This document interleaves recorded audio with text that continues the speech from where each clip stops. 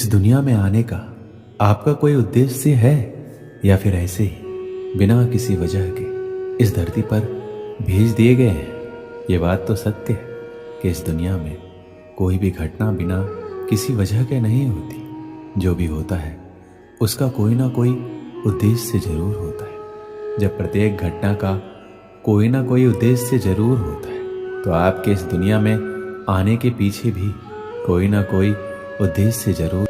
जो आज सफलता के शिखर पर है तो उसका एक ही कारण है कि उसने वो किया जो खुद करना चाहता था। उसने अपने मनपसंद कार्य को अपना कैरियर चुना। अतः यदि सफलता का प्राप्त करना है तो उठो, जागो और चल दो अपनी मनपसंद मंजिल की ओर।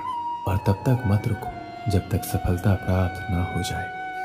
अपने खुद के सपने को हकीकत बना दो, ना कि दूसरे के थोपे गए सपनों को हकीकत बनाने की कोशिश करो।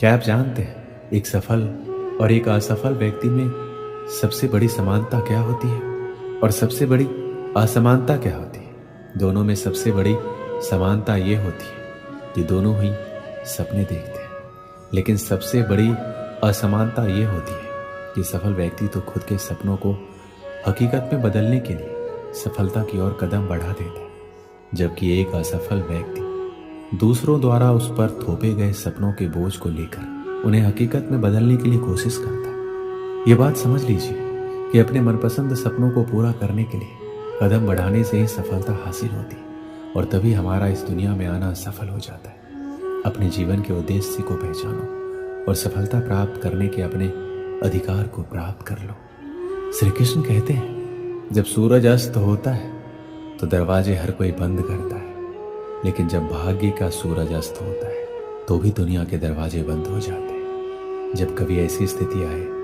तो आप ध्यान रखना कि सभी दरवाजे बंद हो सकते हैं, लेकिन परमात्मा का दरवाजा कभी बंद नहीं होता, वह हमेशा खुला रहता है। अगर वह एक दरवाजा बंद करता भी है तो अनेक दरवाजे खोलता है। उदासी और दुख में डूबा हुआ इंसान बंद दरवाजे की ओर देखता है और भगवान की कृपा के जो दरवाजे खुले हुए हैं उधर नहीं देखता। जब हम भगवान को भूलते और किसी अहंकार में आकर ये सोचते हैं कि मेरी अकल, मेरी शक्ति, मेरा सामर्थ्य और मेरी योग्यता के कारण ही ये सब संभव हुआ है और मैं अपने कार्यों में सफल हुआ, तो ध्यान रखना घमंड से इंसान फूल सकता है परंतु फल नहीं सकता, क्योंकि परमात्मा को किसी का अहंकार बर्दाश्त नहीं है। जब व्यक्ति ऐसा करता है तभी चोट खाता है।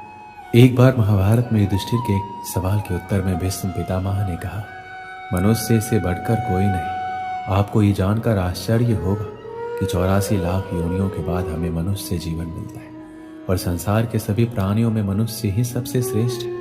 लेकिन इस धरती पर हम दुनियादारी के चक्कर में ऐसे फंस जाते हैं कि हमारी बुद्धि सीमित दायरे में ही सिमट कर रह जाती है। हम सांसारिक सुखों को ही सब कुछ मानकर उसमें लिप्त रहने में ही अपना सौभाग्य और अपने जीवन की सफलता समझते हैं। क्या आपने कभी सूर्य की बिखरी हुई किरणों को लेंस के माध्यम से एकत्रित करके किसी कागज पर डाला है? आपने ऐसा जरूर किया होगा और आपने देखा होगा कि जब हम सूर्य की बिखरी हुई किरणों को लेंस के माध्यम से एकत्रित करके उसे किसी कागज पर डालते हैं तो वह कागज जलने लगता है। जरा सोचिए, सूर्य की किरणें तो हर तरफ है, लेकिन फिर भी लेंस ने ऐसा क्या जादू कर दिया कि सूर्य की किरणों ने कागज को जला दिया। दरअसल ऐसा इसलिए हुआ क्योंकि लेंस को पता था उसका लक्ष्य क्या है। उसका अपने लक्ष्य पर फोकस था। सूर्य की हर तरफ बिखरी किरणें किसी को नहीं जलाती, लेकिन जब वही किरणें लेंस के माध्यम से एकत्रित होती है तो कागज को जला देती है। फोकस की मदद से आप ये समझने लगते हैं कि आपको क्या करना है और क्या नहीं करना है। फोकस रखकर काम करने से हर बिगड़े काम बन जाते हैं और आप अपनी ऊर्जा को बर्बाद नहीं करते। अगर आप किसी भी क्षेत्र में ताबड़तोड़ सफलता चाहते हैं तो आपको अपने काम के प्रति समर्पित रहना होगा। जब आप अपने मनचाहे क्षेत्र से जुड़ा कोई काम करते हैं तो उस काम के प्रति समर्पित हो जाते हैं, तो आपको सफल बनाने से कोई नहीं रोक सकता है, खुद आप भी नहीं। एक समय की बात है, एक राहगीर एक देश की यात्रा पर निकला। जब रास्ते में रात हो गई तो वो एक व्यक्ति के घर रुक गया। उस व्यक्ति का नाम था रामू। रामू ने उस राहगीर की खूब सेवा की और दूसरे दिन रामू ने राहगीर को उपहार देकर विदा किया। वह राहगीर रामू की सेवा से बहुत खुश हो गया और दुआएं देने लगा कि भगवान रामू को हमेशा खुश रखना और वह हमेशा दिन प्रतिदिन आगे बढ़ता ही रहे। इस बात पर रामू हंसने लगा और राहगीर से रामू बोला, जो है वह भी अब नहीं रहने वाला। इस बात पर राहगीर रामू की तरफ देखता ही रहा और वहां से चला गया। कुछ साल बाद राहगीर रामू के घर आया और देखा सारा धन और सारी संपत्ति सब कुछ चला गया। रामू एक गांव के बड़े जमींदार के यहाँ नौकरी कर रहा है। वह राहगीर रामू से मिलने के लिए वहां चला गया। रामू ने उस अभाव में भी उस राहगीर का स्वागत किया और झोपड़े में ही फटी चटाई पर बिठाया। उसके पास खाने के लिए जो रूखी सूखी रोटी थी वह खाने के लिए राहगीर को दे दिया। जब राहगीर वहां से जाने लगा तो उसकी आंखों में आंसू थे और राहगीर कहने लगा कि भगवान तुमने ये क्या किया। तो रामू फिर हंसा और कहने लगा, आप क्यों दुखी हो रहे हैं? ईश्वर हमें जिस हाल में भी रखे हमें खुश रहना चाहिए, हमें धन्यवाद देना चाहिए। सदा समय बदलता रहता है और इतना ही नहीं, ये भी नहीं रहने वाला है। इस पर राहगीर सोचने लगा, मैं तो केवल वैसे ही राहगीर हूँ, लेकिन सच्चा राहगीर तो तुम हो रामू। कुछ साल बाद राहगीर फिर से यात्रा पर निकला और रामू से मिला। देखा तो देखता ही रह गया, सब कुछ बदल चुका था। रामू अब जमींदारों का जमींदार बन चुका था।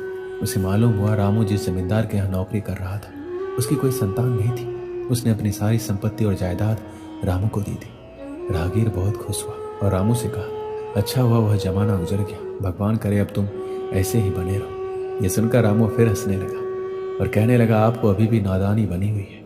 राहगीर ने फिर रामू से पूछा, क्या ये भी नहीं रहने वाला? रामू ने उत्तर दिया, हाँ, या तो ये चला जाएगा या फिर इसको अपना मानने वाला ही चला जाएगा।